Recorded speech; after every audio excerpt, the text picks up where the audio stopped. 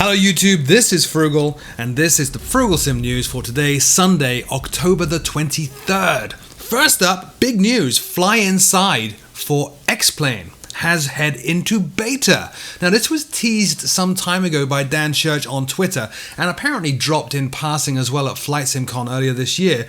Fly Inside, the virtual reality add-on which transforms FSX and Prepared into Oculus Rift and HTC Vive compatible VR software, is coming very soon for X-Plane, and it is now in test. Obviously I don't have video of this, so what you're seeing is the video I made of the FSX and Prepared product. This is actually a huge deal. X-Plane uses the OpenGL library for graphics, not DirectX, and traditionally Rift and Vive products have only worked with DirectX titles. I don't know what Dan Church has done or how he's done it, but he's pulled off some kind of miracle and managed to get Fly Inside working with an OpenGL title. Expect all the usual array of features for Fly Inside, including leap motion support where you use your own hands in the cockpit to flip switches and stuff, customizable key bindings, and hopefully even asynchronous time warp to keep the frame rates nice and silky smooth. More news such as the release date and a price as soon as I have it. In the meantime, keep an eye on Fly Inside's website linked in the show notes below.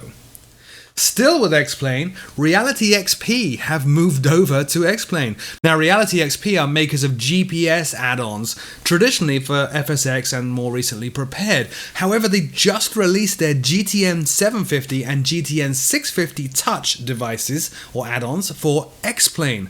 Now these guys are very much the gold standard in add-ons for GPS. That is up until Flight 1, I guess, arrived. And I think there might actually be some relationship between Reality XP and Flight 1. The simulations are full simulations of the Garmin GTN 750 and 650s, featuring high-resolution terrain mapping, including airspace alerting. And just like the Flight 1 units in FSX and Prepared, they rely on the Garmin trainer software to pick up the data that you see actually in these add-on units within the sim. They also feature full flight planning and full support for things like tuning the radios very quickly, which is extremely useful on a service like Pilot Edge or VATSIM. The price of these is just $49.95. That's for either the 650 or the 750. The downside or the caveat to that is that this is Windows only because it relies on the Garmin GPS trainer software to run. So sorry for that, Linux and Mac guys. They are also saying on their website that they are now working on the Garmin G500 and G600 to at last bring highly detailed and accurate glass cockpits into X-Plane. These units will later also support FSX and Prepared. This, like the Fly Inside news, is actually a huge deal. It is the first really high definition, high quality simulation of real world GPS units ever to arrive on X-Plane. I can't wait to try these out and get my hands on them. Still with X-Plane, Aerosoft Berlin Tegel X is coming very soon. This past week, Aerosoft previewed the Berlin Tegel X scenery that's in development for X-Plane. It features custom animations to open the hangar doors, has winter textures, which is unusual but welcomed in the world of X-Plane, and it will be upgraded to X-Plane 11 as soon as the developers have the new sim.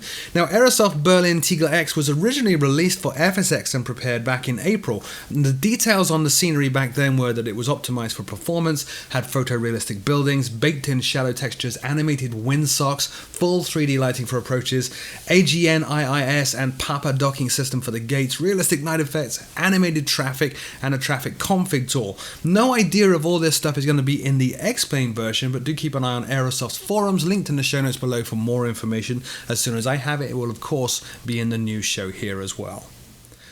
And still with X-Plane, Coronado's Aero Commander Shrike, which is the product that I am cursed by because I previewed it. Sorry, I actually did the release coverage of this on FSX and Prepared. Then I did a preview for X-Plane. Then I said it was released, and I completely confused Coronado's Shrike with another Shrike also available at the same time for X-Plane. And the video that I showed previously when I said that it was released is the video that you're watching actually right now, because Coronado's Aero Commander Shrike has now been released. I apologize for the mix-up.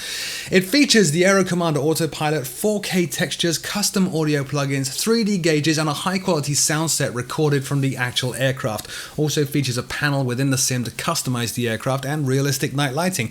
The price, $32.95. More information at the Coronado.com link in the show notes below. Now back in the world of FSX and Prepared, Sim designs VFR Slovenia, a product that I missed last week thanks to the viewer that pointed that out. It covers the country of Slovenia and is based on Spot 5 multispectral satellite images. Now the scenery textures are pretty detailed at a resolution of 2.5 meters per pixel. Bearing in mind this scenery covers the entire country, that's pretty huge. It also features accurate depictions of some of the main cities in Slovenia, but regrettably none of them are pronounceable by me. Other features, it covers a total area of 21,000 square kilometers, features single season and summer textures, has a hydrological layer, not sure what that means, but that's pretty awesome, or it sounds it, extended autogen complete with road traffic, and it is compatible with other Sim design products. The price is very reasonable as well, at just 17 euros for both FSX and Prepared. More information at the Sim Market link in the show notes below, and the full trailer video you've been watching is also linked in the show notes below.